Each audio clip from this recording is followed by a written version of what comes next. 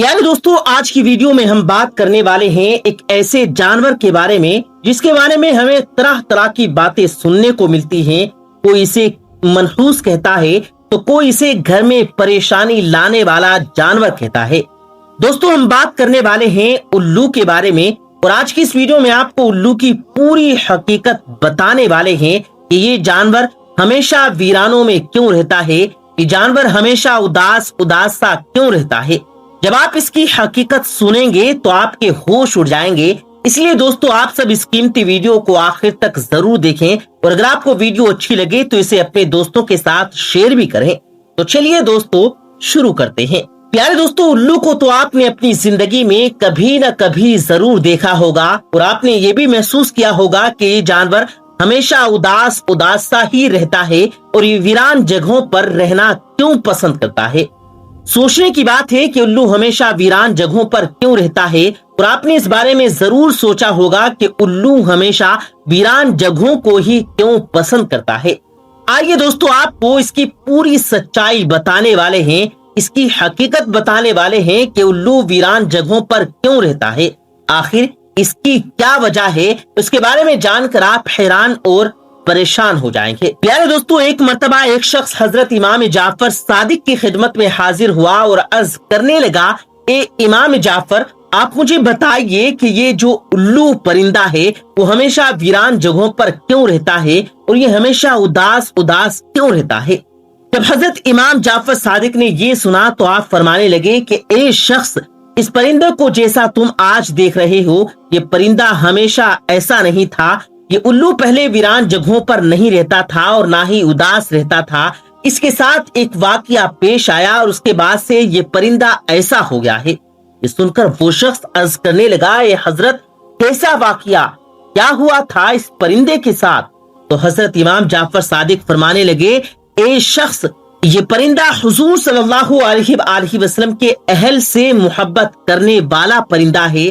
ये पहले वीरान जगहों पर नहीं रहता था, मगर जब से करबला का वाकया हुआ है इसके बाद से ये परिंदा वीरान जगहों पर रहने लगा है। हुआ ये कि जब इस परिंदे को पता चला कि हजरत इमाम हुसैन अपने काफिले के साथ करबला के मैदान में रुके हुए हैं, तो ये परिंदा 9 मुहर्रम की रात करबला के मैदान में जा पहुंचा और जाकर इमाम हुसैन रदियल्लाहु ताला अन्हु से अर्ज करने लगा, ए इमाम हुसैन, मेरे लिए क्या हुक्म है? तो इस पर इमाम हुसैन ने फरमाया, ए परिंदे, तुम यहाँ से चले जाओ, क्योंकि कल हुजूर सल्लल्लाहु अलैहि वसल्लम के अहल के साथ जो होने वाला है वो तुमसे नहीं देखा जाएगा, तुम उसको बर्दाश्त नहीं कर सकोगे। ये सुनकर उल्लू बहुत परेशान हुआ और अर्ज करने लगा, ए इमाम हुसैन, मैं यहाँ से नहीं जाऊंगा। जब वो परिंदा जिद करने लगा तो इमाम हुसैन ने उसको वहां रुकने की इजाजत दे दी। उसके बाद उस परिंदे ने करबला का तमाम वाकया अपनी आंखों से देखा। यजीद ने किस तरह इमाम हुसैन उनके साथियों पर जुल्म किया उसने अपनी आंखों से देखा। हजरत इमाम हुसैन के सरे मुबारक को कटा हुआ उसने अपनी आंखों से देखा। हजरत इमाम हुसैन की लाश को पामाल होते हुए उसने अपनी आंखों से देखा। ये जुल्म देखने के बाद इस परिंदे के दिल में इंसानों के लिए नफरत पड़ गई और इंसानों पर से उसका भरोसा टूट गया।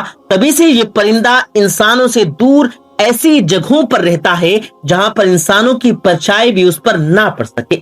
इस तरह से दोस्तों, ये उल्लू हुजूर सल्लल्लाहु अलैहि वसल्लम के अहल यानी आप सल्लल्लाहु अलैहि वसल्लम के घर वालों से मोहब्बत करने वाला परिंदा है, मगर आज भी बहुत से लोग उल्लू को मनहूस समझते हैं। अगर ये घर के आसपास आकर बोल देता है तो वो ये समझते हैं कि हमारे ऊपर कोई आफत या मुसीबत आने वाली है। कई बार तो लोग इसके बोलने की वजह से अपने घर बार तक छोड़ देते हैं। दोस्तों, याद रखें, उल्लू लोगों को मनहूस कहना जाहिलाना सोच है। ये बेचारा तो एक जानवर है, एक परिंदा है जो कभी कभार ही बोलता है, उससे कुछ नहीं होता। याद रखें, इसके बोलने से ना तो आपके ऊपर ना ही आपके घर में कोई परेशानी आने वाली है, चाहे ये रात में बोले या दिन में। तो दोस्तों, आप इन बातों से हमेशा दूर रहें और इन बातों से हमेशा बच के रहें। आइए अब आपको उल्लू के बारे में कुछ दिलचस्प मालूमात बताते हैं जिनको जानकर आप पर्दाए हैरत में डूब जाएंगे। आपको ये जानकर हैरानी होगी कि दुनिया में कुल 205 अकसाम के उल्लू पाए जाते हैं। لیکن ان کی پوری قوم کو دو خاص قبیلوں میں بانٹا گیا ہے، بارن الو اور ٹرو الو۔ یاد رہے کہ چوہے، گلہریاں، خرگوش، چڑیا، کیڑے مکوڑے وغیرہ کسانوں کے دشمن ہوتے ہیں، لیکن الو ان کو اپنی خوراک بنا کر کروڑوں کا اناج بچاتا ہے اور لوگوں کی مالی مدد کرتا ہے، اس لیے الو کسانوں کا دوست کہلاتا ہے۔ عام طور سے الو کی عمر 1-2 سال ہی ہوتی ہے، اور دوستو آپ کو بتاتے چلیں کہ عام طور سے الو اپنا گھونسلہ پیڑوں کی کھوکھروں میں بناتے ہیں، جو زمین سے تقریباً 20 میٹر کی اونچائی پر ہوتا ہے۔ اس کے علاوہ کھنڈرات یا ویران عمارتوں، کنوؤں میں بھی گھونسلے بناتے ہیں۔ اور دوستو آپ کو بتاتے چلیں کہ الو سے متعلق دوسری باتوں کے علاوہ انسان کو مخاطب کرتے ہوئے ایک غلط بات یہ بھی بولی جاتی ہے کہ الو کی طرح دیدے نچا رہا ہے۔ حالانکہ الو بیچارہ اپنی آنکھوں کو گھمانے میں معذور ہوتا ہے، وہ صرف سامنے دیکھ سکتا ہے، لیکن 270 ڈگری تک اپنی گردن گھما کر ایک ہی جگہ پر بیٹھ کر چاروں طرف دیکھ سکتا ہے۔ اس کے جسم پر دیگر پرندوں کی بنسبت بہت ہلکے اور ملائم ہوتے ہیں، اور اسی لیے جب یہ اڑتا ہے تو اس کے اڑنے سے بالکل آواز نہیں ہوتی، اور یہ بہت آسانی سے اپنے شکار پر جھپٹ سکتا ہے۔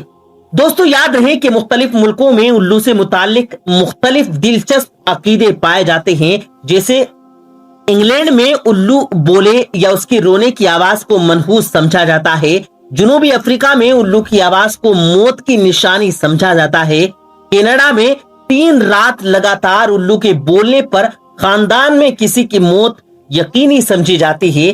امریکہ کے جنوبی اور مغربی دونوں حصوں میں الو کا دیکھا جانا منحوس سمجھا جاتا ہے۔ چین میں الو دکھائی دینے پر پڑوسی کی موت کی علامت سمجھا جاتا ہے۔ ایران میں الو کی اچھی آواز کو خوشی کی علامت مانتے ہیں، رونے جیسی آواز کو بری نشانی مانا جاتا ہے۔ ترکی میں بھی الو کی آواز کو منحوس ہی سمجھا جاتا ہے، لیکن سفید الو کو صدا مانا جاتا ہے۔ انڈیا میں گھروں پر الو کا بیٹھ جانا اچھا شگون نہیں مانا جاتا، لیکن دیوالی میں گھروں میں خوشحالی لانے کے لیے، جادو منتر کرنے، صحت یابی کے لیے الو کی بلی یعنی قربانی دی جاتی ہے۔ پیارے دوستو، آج کی اس ویڈیو میں آپ کو اللہ کے پیارے نبی جناب رسول کریم صلی اللہ علیہ وآلہ وسلم کے نواسے حضرت علی شیر خدا کا شیر دل بیٹا، حضرت فاطمہ کا لال اور جنتی جوانوں کے سردار حضرت امام حسین رضی اللہ تعالی عنہ کی تلوار کا ایک ایسا واقعہ بتانے والے ہیں جس کو سن کر یقیناً آپ لوگ بھی حیران ہو جائیں گے۔ اسی لیے آج کا ویڈیو آپ سبھی کے لیے بہت خاص ہے، آپ اس کو آخر تک ضرور دیکھیں، اور اگر آپ کو امام حسین سے محبت ہے تو سب سے پہلے آپ اس ویڈیو کو دل سے ایک لائک کر دیں اور کمنٹس میں یا حسین لکھ کر شیئر بھی کر دیں تاکہ تمام لوگوں تک یہ ویڈیو پہنچ سکے۔ تو چلیے دوستو شروع کرتے ہیں۔ پیارے دوستو، پہلے تو ہم آپ کو بتا دیں کہ کربلا کے میدان میں امام حسین کے پاس جو تلوار تھی اس کا نام ذوالفقار تھا، اور وہ تلوار آپ کو حضرت علی شیر خدا یعنی کہ آپ کے والد نے آپ کو دی تھی، جو ترکی کی ایک عجائب گھر میں سجائی گئی ہے، اور جس کا ذکر حال ہی میں اتغل غازی سیریل میں بھی کیا گیا ہے۔ ذوالفقار کا واقعہ کچھ یوں ہے کہ ایک مرتبہ جنگ احد کے دوران حضرت علی شیر خدا کی تلوار ٹوٹ گئی تھی۔ یہ موقع دیکھ کر سارے دشمن ایک ساتھ آپ کی طرف بڑھے اور سب نے ایک ساتھ آپ کے اوپر حملہ کر دیا۔ یہ منظر دیکھ کر اللہ کے نبی نے اپنے دونوں ہاتھوں کو آسمان کی طرف بڑھایا اور اللہ سے دعا کرنے لگے۔ اتنے میں ایک بہت ہی خوبصورت اور ایک بہت ہی چمکدار اور 2 منہ والی تلوار آپ کے ہاتھ میں آ گئی، جس کا پھر نام رکھا گیا ذوالفقار۔ اس کے بعد میں اللہ کے پیارے نبی نے وہ تلوار یعنی کہ وہ 2 منہ والی تلوار حضرت علی کے ہاتھوں میں تھما دی کہ جب حضرت علی وہ تلوار لے کر دشمنوں پر حملہ آور ہوئے تو سارے دشمن تتر بیتر ہو گئے۔ آپ نے احد کی جنگ میں فتح حاصل کر لی۔ اس کے بعد حضرت علی نے وہ ذوالفقار حضرت امام حسین کے حوالے کر دی۔ پیارے دوستو، ہم آپ کو بتا دیں کہ کربلا کے میدان میں حضرت علی کے پاس جو تلوار تھی اس کو اللہ کے پیارے نبی نے حضرت علی کو دیا تھا۔ دوستو، 10 محرم کے دن جب کربلا کے میدان میں حضرت امام حسین کا ایک ایک سہاتی شہادت کا جام پیتا گیا، کبھی قاسم شہید ہوئے تو کبھی علی اکبر، تو کبھی حضرت عباس علم بردار، تو کبھی اون محمد شہید ہوئے، تو کبھی ننھے علی اصغر، اس طرح سے ایک ایک کر کے خاندان رسول کے تمام لوگ شہید ہوتے گئے۔ آخر میں جب کوئی نہ رہا تو پھر حضرت امام حسین نے حضرت علی کی دی ہوئی ذوالفقار کو یعنی کہ اس تلوار کو باہر نکالا اور اپنے ہاتھوں میں لے کر خیمے سے باہر نکل گئے۔ پھر آپ ایک دوسرے خیمے میں گئے جہاں پر آپ کی بہن بیٹیاں اللہ کی عبادت میں لگی ہوئی تھی۔ آپ نے ان سے فرمایا، اے میری بہن بیٹیوں، آپ نے حسین کا آخری سلام قبول کر لو۔ اتنا کہہ کر پھر آپ کربلا کے میدان میں 30,000 یزیدی فوج کے سامنے آ گئے۔ رسول کریم صلی اللہ علیہ وآلہ وسلم کے گھوڑے جناح پر بیٹھ کر حضرت علی کی ذوالفقار تلوار کو چلانے لگے۔ اس تلوار کو چلاتے ہوئے ایک ایسا لگ رہا تھا جیسے امام حسین کے بازو میں حیدر کرار کے بازو سما گئے ہوں۔ ایسا لگتا تھا جیسے فاطمہ کا دودھ امام حسین کی رگوں میں نیا خون بن گیا ہو۔ ایسا لگتا تھا کہ تنہا حسین میں جرت موسیٰ بھی ہے اور ارادہ اسماعیل بھی ہے۔ ایک طرف ہزاروں کی تعداد میں دشمن کھڑے تھے، ایک طرف 7 دن کا بھوکا پیاسا اور اپنے اتنے عزیزوں کی لاشیں اٹھانے کے بعد میں تنہا حسین کھڑا تھا۔ مگر امام حسین کا ارادہ پہاڑ تھا۔ آپ اپنی تلوار چلاتے رہے اور دشمنوں کا صفایا کرتے رہے۔ تلوار چلتی رہی، لاشوں کے ڈھیر لگا دیے گئے۔ یہ دیکھ کر یزید کی فوج جس میں 30,000 لوگ شامل تھے، سب کے سب حیران رہ گئے۔ سوچنے لگے کہ اب اس تلوار کو کیسے روکا جائے، کیونکہ اب اس تلوار کا رکنا یزیدی فوج کے لیے بہت ضروری تھا۔ اگر یہ تلوار رکے گی تو ہی یزیدی بچ پائیں گے۔ حضرت امام حسین اپنی تلوار سے یزیدی بھیڑیوں کو اس طرح سے کاٹے جا رہے تھے جیسے کوئی گاجر مولی کاٹتا ہے۔ سب سے پہلے حضرت امام حسین نے میمنہ پر حملہ کیا تو پورا میمنہ شاپ ہو گیا۔ پھر شیر خدا محسرے کی طرف بڑھے تو پورا محسرہ شاپ ہو گیا، اور پھر یزید کے قلب پر حملہ کیا تو پورے یزید کا قلب صاف ہو گیا۔ یہ منظر دیکھ کر ساری کی ساری یزیدی فوج پریشان ہو گئی۔ ابن سعد ادھر ادھر دیکھنے لگا، ابن زیاد پریشان ہو گیا، سمر چلانے لگا، اولے مایوس ہو گیا، سوچنے لگا کہ یا اللہ یہ کیا ہو رہا ہے، ایک آدمی سب کی گردن کاٹتا جا رہا ہے، کہیں ایسا نہ ہو جائے کہ یہ تاریخ ایسی بن جائے کہ یزید کی 30,000 کی فوج کو صرف ایک آدمی نے یعنی تنے تنہا امام حسین نے صاف کر دیا۔ دور کھڑے دشمن سوچنے لگے کہ اب اس تلوار کو روکنا بہت ضروری ہے، لیکن ان کے کچھ سمجھ نہیں آ رہا تھا کہ اس تلوار کو روکا کیسے جائے۔ دوستو، وہ تلوار جسے کوئی بھوک نہ روک سکی، وہ تلوار جسے کوئی پیاس نہ روک سکی، وہ تلوار جسے ننھے معصوم بچوں کی شہادت نہ روک سکی، وہ تلوار جسے زینب اور سکینہ کی پیاس نہ روک سکی، وہ تلوار جسے علی اکبر کی لوٹی ہوئی جوانی نہ روک سکی، وہ تلوار جسے عباس علمبردار کے کٹے ہوئے بازو نہ روک سکے، اس تلوار کو کوئی نہ روک سکا، کیونکہ اس وقت اللہ کی مدد امام حسین کے ساتھ تھی۔ زمین بھی آپ کا ساتھ دے رہی تھی، آسمان بھی آپ کی حمایت میں تھا، فضا بھی آپ کی مددگار تھی۔ ایسے میں اس تلوار کا رخ پانا ممکن نہیں تھا۔ تاریخ میں لکھا ہے کہ یزید کی فوج بھاگتے بھاگتے کوفہ تک پہنچ گئی۔ اتنے میں عمر بن سعد کہتا ہے کہ اے سمر، خاموش کیوں کھڑا ہے، سب کے سب ایک ساتھ حملہ کر دو۔ یہ سن کر ڈر کے مارے سمر کہتا ہے کہ اگر میں جاؤں گا تو میں بھی مارا جاؤں گا۔ ارے جا، ہم حسین کے بچوں سے نہ لڑ سکے تو پھر ہم حسین سے کیسے لڑیں گے؟ اس کی رگوں میں تو علی کا خون دوڑ رہا ہے، اس کی رگوں میں تو اللہ کے رسول کا خون دوڑ رہا ہے۔ لیکن دوستو، جس تلوار کو کوئی بھوک پیاس نہ روک سکی، اچانک سے کربلا کے میدان میں حضرت امام حسین کی وہ تلوار رک گئی۔ کسی بھوک کی وجہ سے نہیں، کسی پیاس کی وجہ سے نہیں، ننھے ننھے شہیدوں کی شہادت سے نہیں، بہو بیٹیوں کے خطرے میں جانے کے اندیشے سے نہیں رکی۔ وہ تلوار صرف اس لیے رکی کیونکہ کربلا کے میدان میں اذان کی آواز گونجنے لگی تھی، نماز کا وقت ہو گیا تھا۔ اتنے میں غیب سے آواز آئی، اے حسین رک جاؤ، تم کامیاب ہو گئے۔ یہ سن کر فوراً امام حسین نے اپنا سر جھکا لیا، اپنے ہاتھ روک لیے اور اللہ کا ذکر کرنے لگے۔ اس کے بعد وہ تیریں، وہ تلواریں، وہ پتھر آپ کے جسم پر لگنے لگے۔ اتنے میں امام حسین اپنے گھوڑے کی پیٹھ سے زمین پر آ گرے۔ اللہ اکبر! پیارے دوستو، تیروں سے بدن چھلنی تھا، نیزوں کی مار تھی، کیونکہ علی کا ایک شیر ہزاروں جنگلی کتوں میں گھر گیا تھا۔ امام حسین زمین پر گرتے ہی سجدے میں چلے گئے۔ یزیدیوں نے سوچا کہ بس یہی ایک موقع ہے۔ یہ دیکھ کر عمر بن سعد چلایا اور اپنے لوگوں سے کہنے لگا کہ کھڑے کھڑے کیا دیکھ رہے ہو، جاؤ اور حسین کا سر قلم کر دو تاکہ جلدی سے یہ خبر ہم یزید تک پہنچا سکیں اور ہم کو انعام مل سکے۔ لیکن اس کے بعد میں جو کوئی بھی امام حسین کا سر قلم کرنے کے لیے پاس میں آتا تو امام حسین کی آنکھوں میں اللہ کے نبی کا چہرہ نظر آتا۔ یہ دیکھ کر وہ کانپنے لگتا اور روتا ہوا واپس بھاگ جاتا۔ اتنے میں سمر چلایا اور کہنے لگا کہ یہ کام تم سے نہیں ہوگا، لاؤ خنجر مجھے دو۔ پھر سمر خنجر لے کر امام حسین کے قریب گیا اور سمر نے دیکھا کہ اس وقت امام حسین سجدے کی حالت میں ہیں۔ سمر نے فوراً ہی وہ خنجر امام حسین کی گردن پر رکھ دیا اور جیسے ہی چلانے لگا تو اتنے میں سمر نے دیکھا کہ امام حسین سجدے کی حالت میں کچھ کہہ رہے ہیں۔ سمر مسکرایا اور کہنے لگا کہ شاید امام حسین اپنے کیے پر پچھتاوا کر رہے ہیں۔ بس یہی سوچ کر اس نے اپنا کان قریب کیا اور امام حسین کی باتوں کو سننے لگا۔ امام حسین کہہ رہے تھے کہ اللہ ہماری شہادت کو قبول فرما، میں نے تمہارے دین کے لیے اپنا سب کچھ، اپنا گھر بار سب کچھ قربان کر دیا۔ یا اللہ تو گواہ رہنا، تیرے نبی کے نواسے نے تیرے دین کے لیے اپنا سب کچھ لٹا دیا۔ بس اتنی ہی دیر میں اندھیرا چھا گیا۔ 61 ہجری 10 محرم کا وہ دن تھا جب حضرت امام حسین کی گردن پر سمر نے تلوار رکھی اور اندھیرا وقت سے پہلے چھا گیا تھا۔ سلام ہے کربلا کے شہیدوں پر، سلام ہو نواسہ رسول حضرت امام حسین پر۔ پیارے دوستو، کیا کوئی مرنے کے بعد دوبارہ زندہ ہو سکتا ہے؟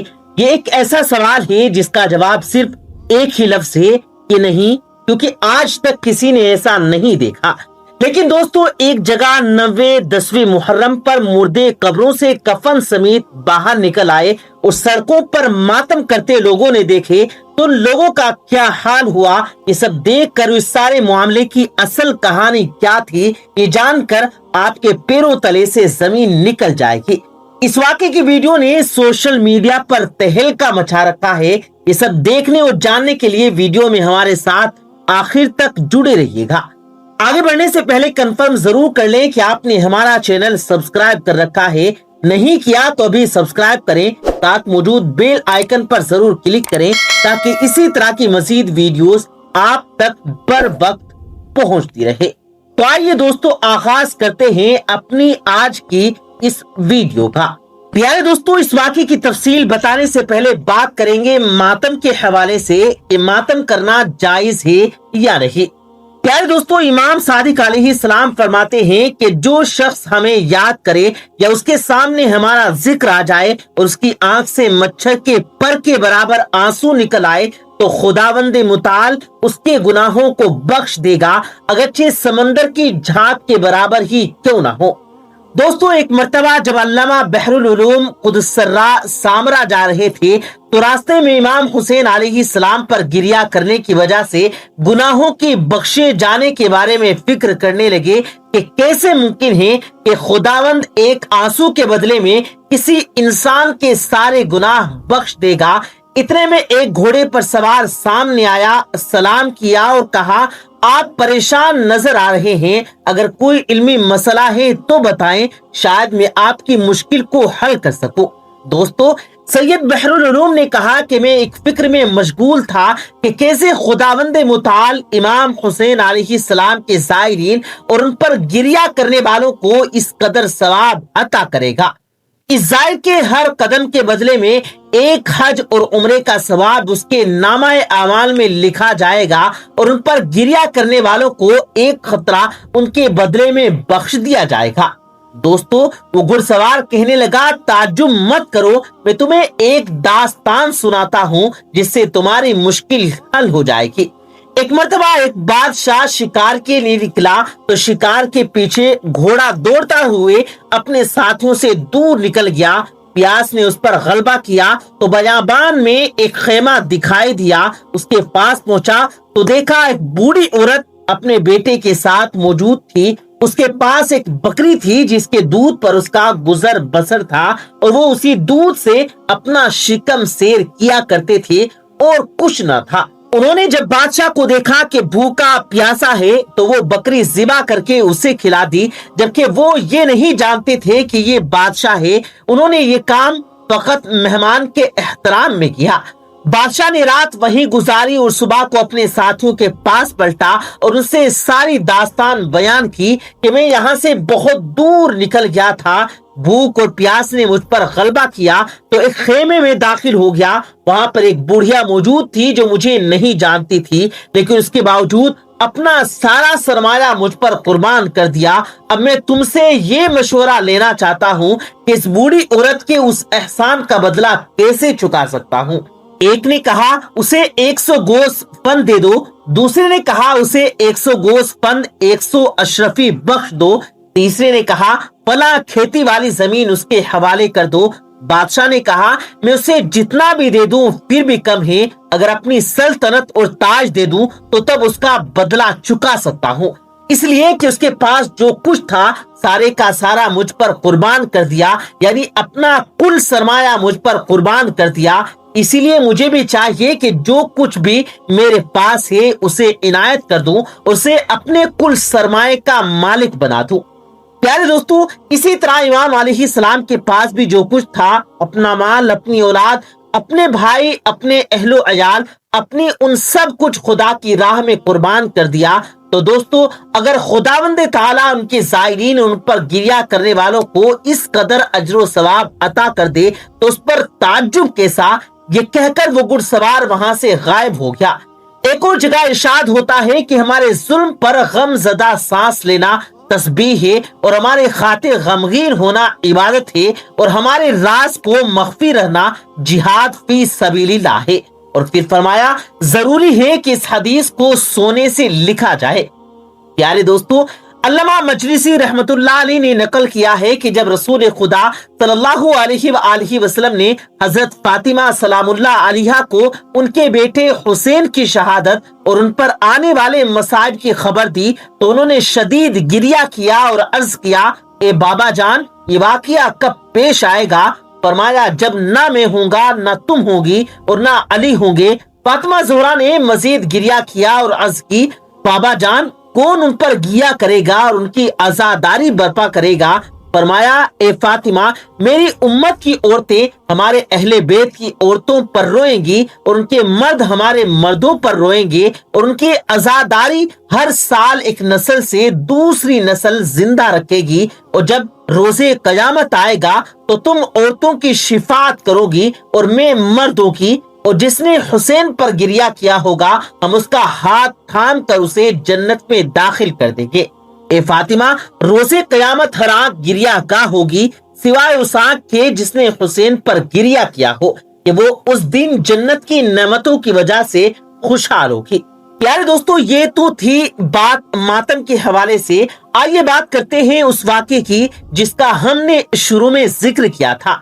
एक वीडियो क्लिप जिसमें मुर्दे कफन में लिपटे सड़क पर आकर मातम करते दिख रहे हैं और बताया जा रहा है कि पिछले साल रियासत केरला के एक कब्रिस्तान से 10वीं मुहर्रम मुर्दे अपनी कब्रों से निकलकर सड़क पर मातम करते देखे गए।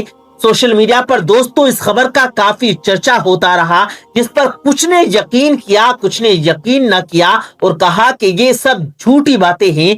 आइए आपको बताते हैं कि इस खबर की हकीकत क्या है। कफन में लिपटे ये मुर्दे असल में मुर्दे नहीं दोस्तों, और ना ही कब्रों से निकले हैं। ये कफन में लिपटे जिंदा लोग हैं और केरला के एक मुस्लिम गांव जहां अहले तशरीह से ज्यादा तादाद में है, उनका एक अपना तरीका कह लें या रिवाज कह लें कि ये लोग खास तौर पर 90 और 10वीं मुहर्रम कफन लपेट कर करबला के शुहदा का मातम करते हैं। जिन्हें कफन तक नसीब ना हुआ उनका मातम करते हैं।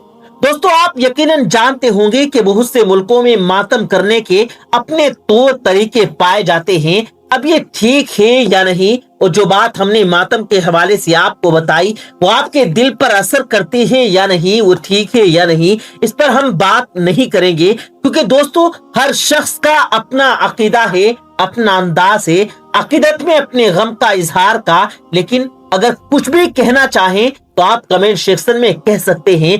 आपको अपनी खुलकर राय देने का पूरा हक है, क्योंकि दोस्तों आपका अपना एक अकीदा है, अपनी सोच है, अपना नजरिया है। सारी बात दोस्तों नीयत की है, क्योंकि अमाल का दारो मदार नीयतों पर होता है। और हमारा मानना है कि किसी के भी अकीदे को बुरा या किसी को भी काफिर कहने का हक ہمارا نہیں، یہ اس شخص اور اس کے اللہ تعالیٰ کا معاملہ ہے۔ آپ کیا کہتے ہیں؟ آپ کیا سوچتے ہیں؟ کمنٹس میں آپ ضرور بتائیے گا۔ اللہ تعالیٰ ہم سب کے دلوں میں ایمان کی شمع روشن کرے اور نبی کریم صلی اللہ علیہ وآلہ وسلم اور آپ کی آل سے عشق کرنے کی توفیق عطا فرمائے۔